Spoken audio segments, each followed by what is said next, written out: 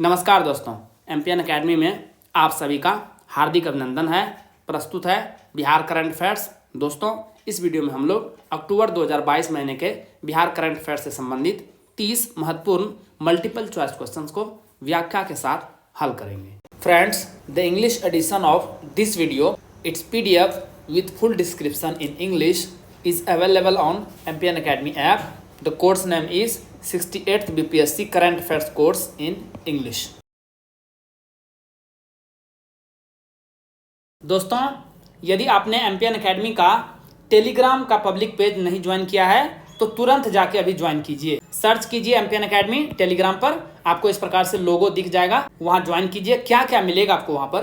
BPSC exam से संबंधित latest update आपको मिलेगी। जो प्लानिंग और स्ट्रेटेजी होती है MPN Academy की तरफ से जारी, इसकी पीडीएफ भी फ्री में आपको वहां पर मिलेगी। टाइम टेबल मिलेगा, बुक लिस्ट मिलेगी और बहुत कुछ। और गोल्डन और डायमंड टेस्ट सीरीज के टॉपर्स के रिजल्ट इसी टेलीग्राम पेज पर अनाउंस किए जाते हैं और हमारे कंटेंट से रिलेटेड इंफॉर्मेशन मिलेगी आपको।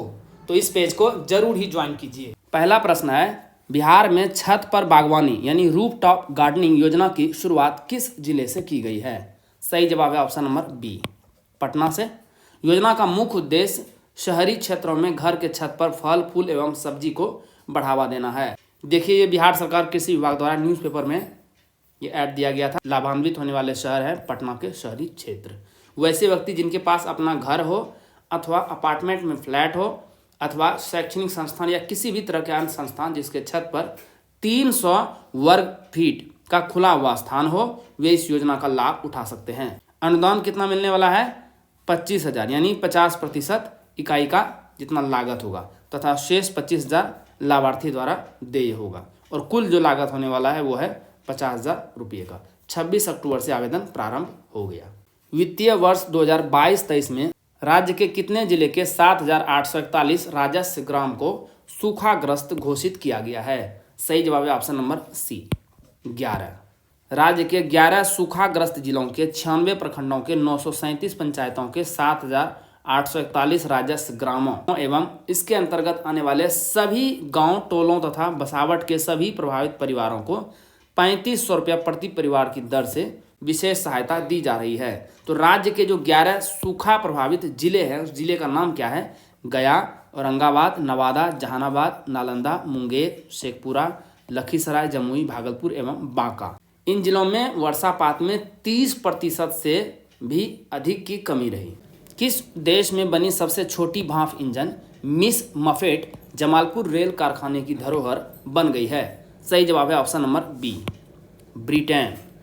बिहार के मुंगेर जिले में स्थित जमालपुर रेल कारखाने के इंजीनियर ने हेरिटेज इंजन मिस बफेट को पुनर्जीवित किया है।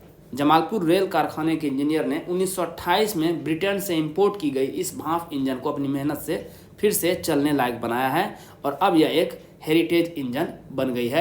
एजुकेशन वर्ल्ड द्वारा हाल ही में जारी की गई सरकारी आवासीय विद्यालय 2022-23 रैंकिंग में सिमुलतला आवासीय विद्यालय ने देश के सारे केंद्रीय एवं राज्य स्तरीय सरकारी आवासीय विद्यालयों में से कौन सा स्थान हासिल किया है? सही जवाब है ऑप्शन नंबर बी, द्वितीय स्थान। प्रथम स्थान मिला है राष्ट्रीय भारतीय सैन्य कॉलेज देहरादून को। सिमुलतला आवासीय विद्यालय जो कि जमुई जिले में है ने कुल 1154 अंक प्राप्त कर राज्य स्तरीय स्कूलों में पूरे देश में प्रथम स्थान हासिल किया। यदि राज्य को केवल देखेंगे तो पहला स्थान है, लेकिन यदि केंद्रीय आवासीय विद्यालयों को भी मिला देंगे तो ये द्वितीय स्थान पर है। यह विद्यालय मुख्यमंत्री नीतीश कुमार का एक ड्रीम प्रोजेक्ट है। बिहार से झारखंड होने पर नेतरहाट विद्यालय झारखंड में चला गया। इसके बाद बिहार में नेतरहाट की तर्ज पर ही जमुई जिले के सिमुलतला में सिमुलतला आवासीय विद्यालय की स्थापना 9 अगस्त 2010 को की गई थी। बिहार सरकार ने खरीफ विपणन वर्ष 2022-23 के लिए कितने लाख मीट्रिक टन धान खरीद का लक्ष्य रखा है? सही जवाब है option number C, 45 lakh metric tonne धान। पिछले वर्ष की तरह ही इस बार भी 45 लाख मीट्रिक टन धान और 20 लाख मीट्रिक टन चावल खरीद का लक्ष्य रखा गया है। धान खरीद उत्तर बिहार के सभी जिलों में 1 नवंबर एवं दक्षिण बिहार के सभी जिलों में 15 नवंबर से शुरू होगी। 31 मार्च 2023 तक धान खरीद होगी। इस बार भी पैक्स एवं व्यापार मंडलों के जरिए ही खरीद की जाएगी। धन अधिप्राप्ति की राशि सीधे किसानों के खाते में डीबीटी के माध्यम से भेजी जाएगी। इस बार ग्रेड ए धान का न्यूनतम समर्थन मूल्य रखा गया है 2060 रुपया प्रति क्विंटल, और साधारण धान के लिए जो न्यूनतम समर्थन मूल्य है वो है 2040 रुपये प्रति क्विंटल। दोस्तों, आप में से जिन लोगों को एम्पियन एकेडमी करंट अफेयर्स का PDF चाहिए उसके बारे में जानकारी यहाँ दी जा रही है। लेकिन आइए इससे पहले ये जानते हैं कि एम्पियन एकेडमी का PDF ही क्यों, क्योंकि हमने करके दिखाया है। दोस्तों, आइए आपको पिछले 5 एग्जाम्स की परफॉर्मेंस दिखाते हैं एम्पियन एकेडमी की। 66वीं BPSC प्रीलिम्स की एग्जाम हुई थी। 42 प्रश्न पूछे गए थे एग्जाम में करंट अफेयर से संबंधित और 36 प्रश्न टैली हुए हैं। परफॉर्मेंस रहा है 85.71%। 2021 में BPSC का तो कोई एग्जाम हुआ नहीं, तो हमने बिहार SI PT एग्जाम जो सबसे नेक्स्ट बेस्ट एग्जाम होता है उसे कंसीडर किया है। शिफ्ट 1 और शिफ्ट 2 दोनों मिला करके कुल 36 करंट अफेयर्स के क्वेश्चन आए थे और एम्पियन एकेडमी PDF से टैली हुआ है 31। परफॉर्मेंस रहा है 86.11%। 2022 में 3 एग्जाम्स हुए हैं।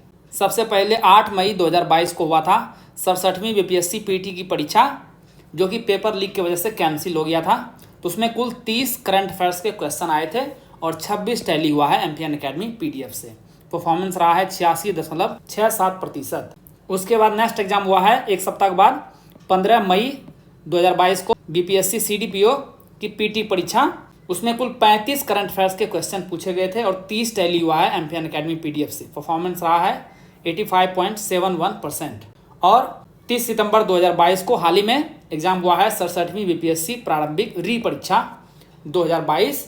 प्रश्न टैली हुआ है 33, पूछे गए थे कुल 39, तो लगभग 85% टैली हुआ है। दोस्तों, इन सभी एग्जाम्स में पूछे गए प्रश्न और कहां से टैली हुआ है प्रश्न एम्पियन एकेडमी PDF से, सभी की जानकारी आपको एम्पियन एकेडमी के इसी YouTube चैनल पर मिल जाएगी। उम्मीद है आपने एम्पियन एकेडमी का टेलीग्राम पेज ज्वाइन किया ही होगा, तो उस पर भी ये सभी वीडियो की इन्फॉर्मेशन मिल जाएगी। और यदि आप एग्जाम्स देने वाले हैं फ्यूचर में BPSC के, तो ये प्रश्न आपको जरूर देखने चाहिए। इससे पता चलेगा कि BPSC में किस प्रकार से करंट अफेयर्स के क्वेश्चंस पूछे जाते हैं और आप एम्पियन एकेडमी PDF का इस्तेमाल इस करंट अफेयर्स सेक्शन को क्रैक करने में कैसे कर सकते हैं। आइए अब जानते हैं कि क्या क्या मिलेगा इसमें आपको। तो 68वीं BPSC प्रारंभिक परीक्षा का कोर्स इंग्लिश और हिंदी दोनों भाषाओं में अलग अलग दिया गया है। साल भर के करंट अफेयर्स को आप रिवाइज कर सकते हैं केवल 18 घंटों में। कैसे करेंगे इसे आप, आइए एक एक करके देखते हैं। 4 प्रकार के कंटेंट आपको मिलेंगे। एक तो वीकली करंट अफेयर्स MCQs, इसमें कुल 50 PDF रहेंगे साल भर में। एक PDF को आपको रिवाइज करने में 6 मिनट का समय लगेगा, तो कुल 5 घंटे में आप weekly current affairs test series जो MCQs पोर्शन है उसे रिवाइज कर पाएंगे।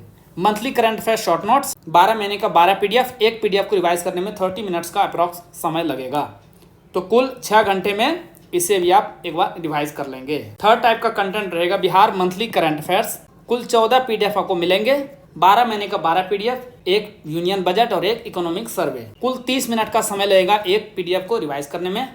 इस प्रकार से 7 घंटे में इसे भी आप रिवाइज कर पाएंगे। तो तीनों समय को जोड़ देंगे तो 18 घंटे में आप पूरे साल भर के कंटेंट को सिस्टमेटिकली रिवाइज कर पाएंगे। अच्छा, आपको पता कैसे चलेगा कि आपका रिवीजन सही से हो रहा है कि नहीं हो रहा है? इसके लिए हमने इसमें ऐड किया है इस बार golden current affairs app based revision test series. 12 महीने का 12 टेस्ट होगा मंथ वाइज, उसके बाद 3 महीने के बाद एक टेस्ट होगा। तो इस प्रकार से साल भर में कुल 4 हो जाएंगे tri monthly test. Half yearly test 2 होगा 6 महीने में एक बार, उसके बाद लास्ट में 1 ईयरली टेस्ट। ये ऐप बेस्ड टेस्ट है, आपको रियल एग्जामिनेशन हॉल जैसा अनुभव प्राप्त होगा। आपको तुरंत रिजल्ट भी पता चल जाएगा कि आपका परफॉर्मेंस कैसा रहा है। दोस्तों, एम्पियन एकेडमी के करंट अफेयर्स का तो कोई जोड़ मार्केट में है ही नहीं। एम्पियन ही चैंपियन इन करंट अफेयर्स। इस बार हमने diamond static GK test series launch किया है। इसमें आपको स्टैटिक पोर्शन के कंटेंट मिलेंगे। कुल मिला के 25 टेस्ट सीरीज है इसमें, और एक टेस्ट सीरीज में 120 क्वेश्चंस होंगे। कुल मिलाकर के 3000 सबसे अति महत्वपूर्ण स्टैटिक जीके के क्वेश्चंस मिलेंगे विद एक्सप्लेनेशन, व्याख्या के साथ मिलेंगे आपको। तो 120 प्रश्न जो होंगे उसमें सेक्शन वाइज किस प्रकार से प्रश्न रहेंगे। हिस्ट्री से 30 क्वेश्चंस, साइंस से 30 क्वेश्चंस, बिहार जीके से 20 क्वेश्चंस, इकोनॉमी से 10 क्वेश्चंस, पॉलिटी से 10 क्वेश्चंस, ज्योग्राफी से 10 क्वेश्चंस, मैथ और रीजनिंग के 10 क्वेश्चंस। जो बीपीएससी का पैटर्न रहा है बिल्कुल उसी हिसाब से स्टैटिक का ये क्वेश्चंस मिलेगा। और एक सेट को जो 120 का क्वेश्चन है उसे सॉल्व करने के लिए आपको 90 मिनट्स का समय मिलेगा। तुरंत आप रिजल्ट इसमें देख सकते हैं कि आपका परफॉर्मेंस कैसा रहा है। आइए अब जानते हैं कि ये पीडीएफ और टेस्ट सीरीज आपको मिलेगा कैसे। दोस्तों सबसे पहले यदि आपने एमपीएन एकेडमी ऐप डाउनलोड नहीं किया है तो गूगल प्ले स्टोर पर जाइए और एमपीएन एकेडमी सर्च कीजिए। वहाँ पर आपको इस प्रकार से एमपीएन एकेडमी का लोगो दिखेगा।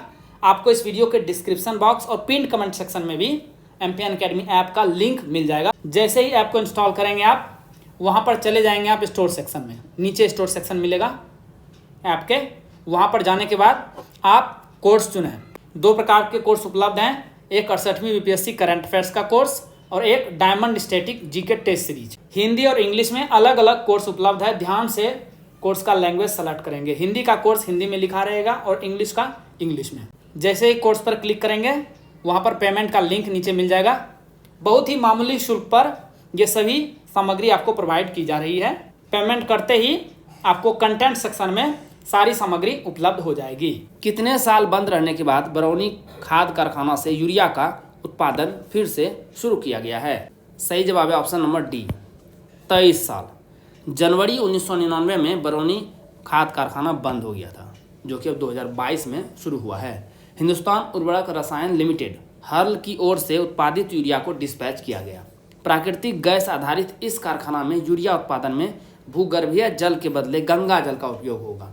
प्रधानमंत्री ऊर्जा गंगा योजना में बिहार, यूपी, झारखंड, पश्चिम बंगाल और उड़ीसा के साथ इस कारखाने को भी प्राकृतिक गैस की आपूर्ति के लिए पाइपलाइन से जोड़ा गया है। 336 एकड़ में बन रहे बेगूसराय जिले में स्थित इस कारखाने के निर्माण कार्य पर खर्च कितना हुआ है? 8,387 करोड़ रुपये। इस पुनर्जीवित यूरिया प्लांट की शुरुआत 2018 में की गई थी। इस यूनिट से हर साल 12,70,000 मीट्रिक टन नीम कोटेड यूरिया का उत्पादन होगा। Centre for monitoring Indian economy CMIE द्वारा जारी रिपोर्ट के अनुसार सितंबर 2022 में बिहार में बेरोजगारी दर कितनी रही? सही जवाब है ऑप्शन नंबर बी, 11.04%। देश में सर्वाधिक बेरोजगारी राजस्थान में दर्ज की गई, कितनी? 23.8%। उसके बाद दूसरे स्थान पर जम्मू कश्मीर रहा, तीसरे स्थान पर हरियाणा, चौथे पर त्रिपुरा, 5वें पर झारखंड और बिहार रहा है 6ठे स्थान पर 11.04% के साथ। जबकि ओवरऑल भारत की बेरोजगारी दर रही 6.43%। Food safety and standards authority of India FSSAI की ओर से जारी चौथे स्टेट फूड सेफ्टी इंडेक्स 2021-22 के अनुसार सुरक्षित खान पान के मामले में बिहार की रैंक बड़े राज्यों में कितनी रही? सही जवाब है ऑप्शन नंबर डी, 16। सुरक्षित खान पान के मामले में देश के छोटे बड़े 19 राज्यों का स्कोर 50 से कम है। यह स्कोरिंग कुल 100 अंकों में से की जाती है। रिपोर्ट के अनुसार तमिलनाडु 82 अंकों के साथ शीर्ष पर रहा। दिल्ली 66 अंकों के साथ केंद्र शासित प्रदेशों में दूसरे स्थान पर है। खराब प्रदर्शन रहा है सर्वाधिक आंध्र प्रदेश का 26 स्कोर रहा, 17वीं रैंक रही और बिहार सेकंड लास्ट नीचे से दूसरे स्थान पे 16वीं रैंक और बिहार का स्कोर रहा 30 आउट ऑफ 100। राज्य सरकार ने किनकी अध्यक्षता में बिहार राज्य बाल श्रमिक आयोग का गठन किया है? सही जवाब है option number D, doctor Chakrapani Himanshu. ये राजद नेता हैं। उपाध्यक्ष बनाया गया है राजीव कांत मिश्रा, जो कि जदयू के हैं। अध्यक्ष व उपाध्यक्ष दोनों भागलपुर जिले के मूल निवासी हैं। आयोग में विधानमंडल के 5 सदस्यों को भी शामिल किया गया है। आयोग में अध्यक्ष व उपाध्यक्ष सहित कुल 22 सदस्य हैं। आयोग का मुख्यालय पटना में ही रहेगा और 3 वर्ष के लिए यह नियुक्ति की गई है। यह आयोग बिहार राज्य बाल श्रमिक आयोग अधिनियम 1996 की धारा 7 में उल्लेखित कार्यों का निष्पादन करेगा। आयोग अपने कार्यों से संबंधित रिपोर्ट अधिनियम की धारा 12 के अनुसार सरकार को सौंपेगी। बिहार भूमि सर्वेक्षण की पूरी प्रक्रिया को डिजिटल बनाने के लिए प्रतिष्ठित स्कॉच अवार्ड से किसे सम्मानित किया गया है? सही जवाब है ऑप्शन नंबर ए, जय सिंह। भू अभिलेख एवं परिमाप निदेशक जय सिंह को प्रतिष्ठित स्कॉच अवार्ड एवं स्कॉच ऑर्डर ऑफ मेरिट सम्मान से सम्मानित किया गया है। स्कॉच अवार्ड ऑफ मेरिट सम्मान सेमीफाइनल जबकि स्कॉच फाइनल अवार्ड है। यह सम्मान नई दिल्ली में आयोजित एक ऑनलाइन समारोह में सर्वे निदेशक जय सिंह को दिया गया। बिहार राज्य अनुसूचित जनजाति ST आयोग का अध्यक्ष किसे नियुक्त किया गया है? सही जवाब है option number C, Shambhu Kumar Suman. 2020 में सरकार गठन के करीब 2 वर्ष बाद भंग पड़े आयोगों के गठन की प्रक्रिया शुरू हो गई है। इसी क्रम में राज्य अनुसूचित जनजाति ST आयोग का गठन कर दिया गया है। बांका के कटोरिया विधानसभा क्षेत्र की पूर्व विधायक स्वीटी सीमा हेम्ब्रम को इसका सदस्य बनाया गया है। कटिहार के शंभू कुमार सुमन जदयू के ST प्रकोष्ठ के अध्यक्ष हैं, जिन्हें ST आयोग का अध्यक्ष बनाया गया है। एक इम्पॉर्टेंट इन्फॉर्मेशन देखते हैं मैप से संबंधित, इसीलिए ये पिक्चर को डाला गया है। आप जानते हैं कि बिहार में कुल कितने प्रमंडल हैं? 9 प्रमंडल हैं। कौन कौन से? पटना, तिरहुत, सारण, कोसी, दरभंगा, पूर्णिया, भागलपुर, मुंगेर और मगध। प्रमंडल में जिले कहाँ कहाँ पर और कितने हैं, आइए एक एक करके देखते हैं। शुरुआत करते हैं पूरब से। पूरब में ये जो मंडल दिख रहा है आपको, ये है पूर्णिया मंडल। इसमें कितने जिले हैं? कुल 4 जिले हैं, किशनगंज, अररिया, पूर्णिया और कटिहार। उसके बाद है भागलपुर प्रमंडल, इसमें 2 जिले हैं, भागलपुर और बांका। कोसी प्रमंडल में कुल 3 जिले आते हैं, सुपौल, मधेपुरा और सहरसा। मुंगेर प्रमंडल में 6 जिले आते हैं, खगड़िया, बेगूसराय, मुंगेर, लखीसराय, शेखपुरा और जमुई। मगध प्रमंडल में कुल 5 जिले हैं, नवादा, गया, औरंगाबाद, अरवल और जहानाबाद। पटना प्रमंडल में कुल 6 जिले हैं, कैमूर, रोहतास, बक्सर, भोजपुर, पटना और नालंदा। दरभंगा प्रमंडल में कुल 3 जिले हैं, मधुबनी, दरभंगा, समस्तीपुर। तिरहुत प्रमंडल में कुल 5 जिले हैं, वेस्ट चंपारण, ईस्ट चंपारण, सीतामढ़ी, मुजफ्फरपुर और वैशाली। और सबसे अंतिम प्रमंडल सारण, वो है गोपालगंज, सिवान और सारण। तो ये थी प्रमंडल और जिलों से संबंधित मैप की पूरी डिटेल। आइए अगले प्रश्न की तरफ बढ़ते हैं। किस संस्थान के डॉक्टरों ने बेंगलुरु के शोधकर्ताओं की मदद से सर्वाइकल कैंसर के इलाज के लिए बायोमार्कर की खोज की है? सही जवाब है option number C, Mahavir cancer संस्थान, फुलवारी शरीफ, पटना। संस्थान की डॉक्टर ऋचा चौहान के नेतृत्व में डॉक्टरों के समूह ने इसे इजाद किया है। इस खोज के लिए शोधकर्ताओं को भारत सरकार की ओर से पेटेंट भी प्रदान किया गया है। महावीर कैंसर संस्थान के चिकित्सकों के साथ institute of bio informatics Bengaluru के डॉक्टर प्रशांत कुमार के नेतृत्व में वैज्ञानिकों ने काम किया है। इस शोध अध्ययन में प्रोटीन सिंटैक्सिन 3 STX3 को एक ऐसे बायोमार्कर के रूप में विकसित किया गया है जो उपचार शुरू होने से पहले ही रेडिएशन और कीमोथेरेपी की प्रतिक्रिया की भविष्यवाणी कर सकता है। आनंद सागर स्मृति कथा क्रम सम्मान 2022 से किसे सम्मानित किया गया है? सही जवाब है ऑप्शन नंबर डी, ऋषिकेश सुलभ। यह सम्मान प्रतिवर्ष हिंदी के किसी समकालीन प्रतिष्ठित कहानीकार को दिया जाता है। हिंदी के प्रसिद्ध कथाकार ऋषिकेश सुलभ, जो कि सिवान के रहने वाले हैं, आकाशवाणी में कार्यरत थे। इनकी प्रसिद्ध पुस्तकें हैं वसंत के हत्यारे, तूती की आवाज, बंधा है काल, वध स्थल से छलांग, पत्थरकट, सभी कहानी संग्रह। उसके बाद नाटक संग्रह को देखिए, बटोही, धरती आबा और अमली। संस्कृत के शूद्रक के नाटक मृच्छकटिकम का हिंदी अनुवाद माटी गाड़ी के नाम से भी इन्होंने किया है। बिहार के वर्तमान कृषि मंत्री कौन है? सही जवाब है option number C, Kumar Sarvajeet. Sudhakar Singh ने 16 अगस्त को नीतीश सरकार में राजद कोटे से कैबिनेट मंत्री की शपथ ली थी। महज 48 दिनों तक मंत्री रहने के बाद इन्होंने इस्तीफा दे दिया है। इन्होंने कृषि विभाग पर भ्रष्टाचार का आरोप लगाया था। नई सरकार बनने के बाद सुधाकर सिंह इस्तीफा देने वाले नीतीश सरकार के दूसरे मंत्री हैं। इससे पहले कानून मंत्री कार्तिक कुमार ने 31 अगस्त को इस्तीफा दिया था। वे महज 16 दिनों तक ही मंत्री रहे थे।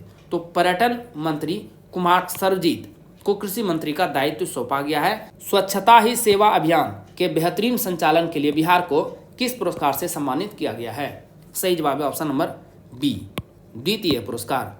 गांधी जयंती पर नई दिल्ली स्थित विज्ञान भवन में आयोजित स्वच्छ भारत दिवस समारोह में केंद्रीय जल शक्ति मंत्री गजेंद्र सिंह शेखावत ने स्वच्छता ही सेवा अभियान के बेहतरीन संचालन के लिए बिहार को द्वितीय पुरस्कार से सम्मानित किया है। तो प्रथम पुरस्कार किसे मिला है? वो मिला है कर्नाटक को। 7 निश्चय भाग 2 अंतर्गत स्वच्छ गांव समृद्ध गांव के संकल्पित लक्ष्य की प्राप्ति हेतु लोहिया स्वच्छ बिहार अभियान द्वितीय चरण के तहत खुले में शौच से मुक्ति बनाए रखते हुए चरणबद्ध तरीके से ठोस एवं तरल अपशिष्ट प्रबंधन का क्रियान्वयन किया जा रहा है और इसीलिए यह पुरस्कार मिला है। और इसका जो ड्यूरेशन था 15 सितंबर से 2 अक्टूबर 2022 को था। स्वच्छता सर्वेक्षण 2022 में पटना की रैंक क्या रही? सही जवाब है ऑप्शन नंबर ए, 38वां रैंक। राष्ट्रपति द्रौपदी मुर्मू ने 2 अक्टूबर 2022 को एक समारोह में स्वच्छ सर्वेक्षण 2022 के विजेताओं को पुरस्कार प्रदान किए। इंदौर, जो कि 1 लाख से अधिक आबादी का शहर है, लगातार 6ठी बार देश का सबसे स्वच्छ शहर घोषित किया गया है। दूसरे स्थान पर सूरत और तीसरे स्थान पर नवी मुंबई रहा। भारत के 4,354 शहरों को शामिल किया गया। इस बार पटना 6 पायदान ऊपर चढ़कर 38वें स्थान पर रहा। पिछली रैंकिंग कितनी थी? 44। इस बार 10 लाख से अधिक की आबादी वाले कुल 45 शहरों में पटना को 38वां स्थान प्राप्त हुआ है। राज्य के सभी नगर निकायों में भी देखेंगे तो पटना को पहला स्थान मिला है। स्वच्छता सर्वेक्षण 2022 में 100 से अधिक निकायों वाले 13 राज्यों की सूची में बिहार ने कौन सा स्थान हासिल किया है? सही जवाब है ऑप्शन नंबर बी, 11वां रैंक। स्वच्छता सर्वेक्षण 2022 में स्टेट रैंकिंग में बिहार ने 2021 के मुकाबले 2 अंकों की छलांग लगाई है। पिछली बार जो रैंकिंग रही थी वो 13th रही थी। स्वच्छता सर्वेक्षण 2022 में 1 से 10 लाख की आबादी वाले देश के 400 शहरों में बिहार के कितने शहर को शामिल किया गया है? सही जवाब है ऑप्शन नंबर सी, 23। बिहार के इन 23 शहरों में गया को सबसे बेहतर अंक मिला है। इस श्रेणी में शामिल 400 स्वच्छ शहरों में गया को कितना रैंक मिला है? 179। 15,000 से 25,000 आबादी वाले शहरों में बिहार के कितने शहर शामिल हैं? 40। स्वच्छता सर्वेक्षण 2022 में गंगा किनारे वाले शहरों की सूची में बिहार में किस शहर ने प्रथम स्थान हासिल किया है? सही जवाब है option number B, Munger. 1 lakh से अधिक की आबादी वाले गंगा किनारे शहरों में 2021 में मुंगेर दूसरे व पटना तीसरे पायदान पे था। लेकिन इस बार गंगा किनारे शहरों की सूची में बिहार के शहरों की रैंकिंग गिरी है। 2022 की सूची में 46 गंगा कछार के शहरों में मुंगेर को कौन सा रैंक हासिल हुआ है? 5वां रैंक, जबकि पिछला बार 2nd पोजीशन था। 2nd स्थान पर रहा है हाजीपुर, जिसे 6ठा पोजीशन प्राप्त हुआ है। पटना को 9th रैंक मिली है। गंगा किनारे के और 1 लाख से ज़्यादा आबादी वाले स्वच्छ शहरों की दौड़ में उत्तराखंड का हरिद्वार पहली पायदान पर आया है। वाराणसी और ऋषिकेश को दूसरा और तीसरा स्थान मिला है। स्वच्छता सर्वेक्षण रिपोर्ट 2022 में पूर्वी जोन की 25 से 50,000 आबादी वाले शहरों की सूची में बिहार के किस शहर को फास्ट मूविंग सिटी का अवार्ड मिला है? सही जवाब है ऑप्शन नंबर सी, मनिहारी।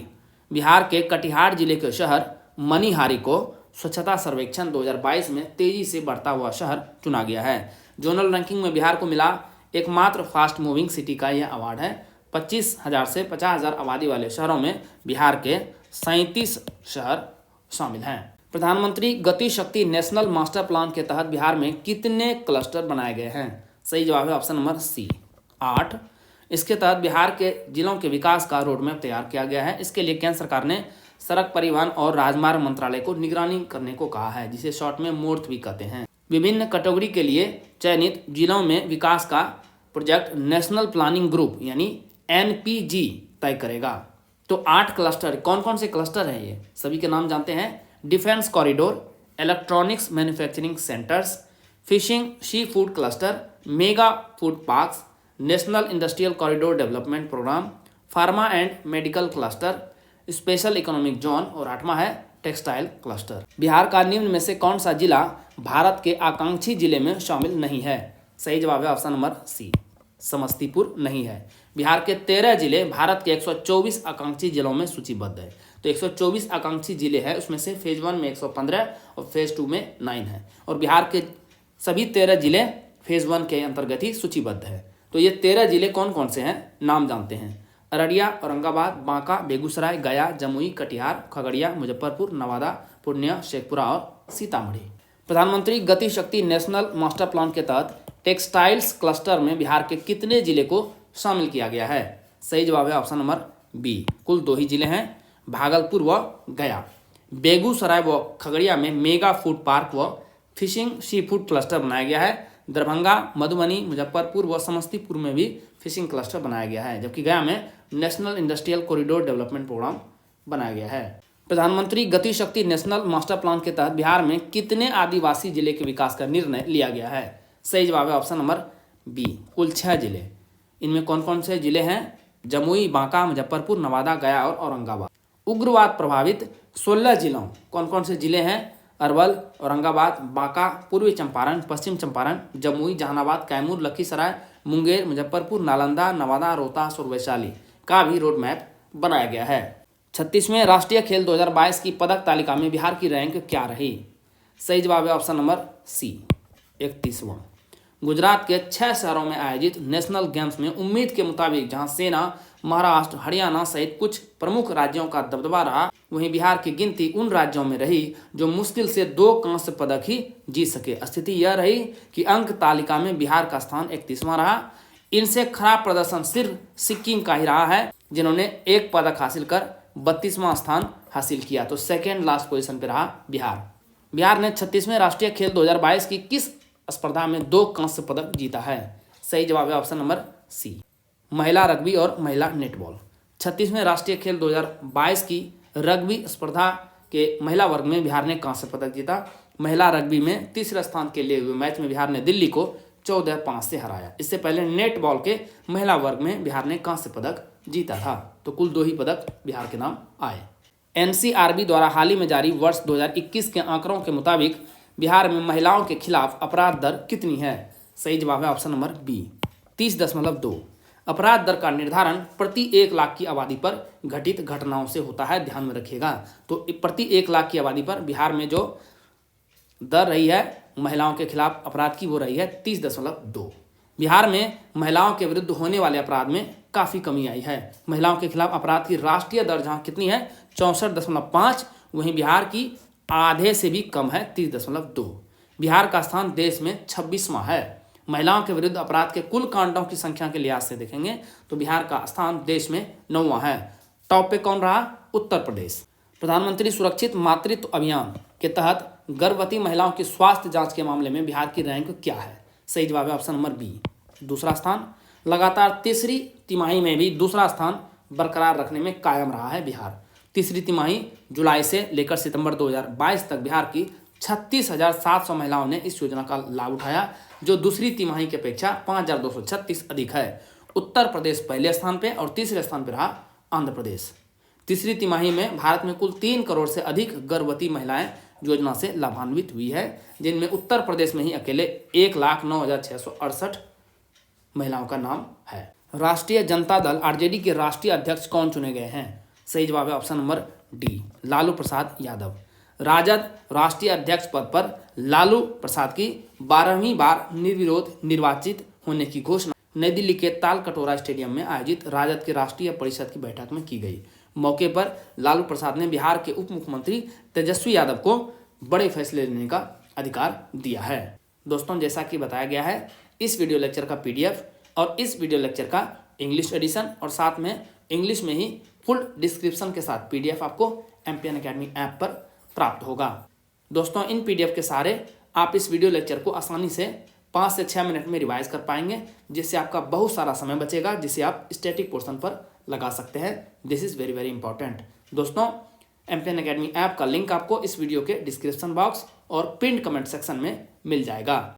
चलिए अंतिम प्रश्न को हल करते हैं। कोरोना काल में 40,000 से अधिक स्कूली बच्चों को मानसिक तनाव से दूर करने और सही मार्गदर्शन करने पर किसे राष्ट्रीय शिक्षक पुरस्कार 2022 से सम्मानित किया गया है? सही जवाब है option number C, doctor Pramod Kumar. Corona काल में लॉकडाउन के समय सारे स्कूल बंद हो गए। इस दौरान NCERT द्वारा मनोदर्पण काउंसलिंग केंद्र खोला गया। इस दौरान सैनिक स्कूल नालंदा के काउंसलर डॉक्टर प्रमोद कुमार द्वारा हर दिन 20 से 25 बच्चों की काउंसलिंग की जाती थी। इसके अलावा प्रमोद कुमार द्वारा सैकड़ों शिक्षकों को नई शिक्षा नीति के तहत प्रशिक्षित किया गया, तो इसीलिए इन्हें यह पुरस्कार मिला है।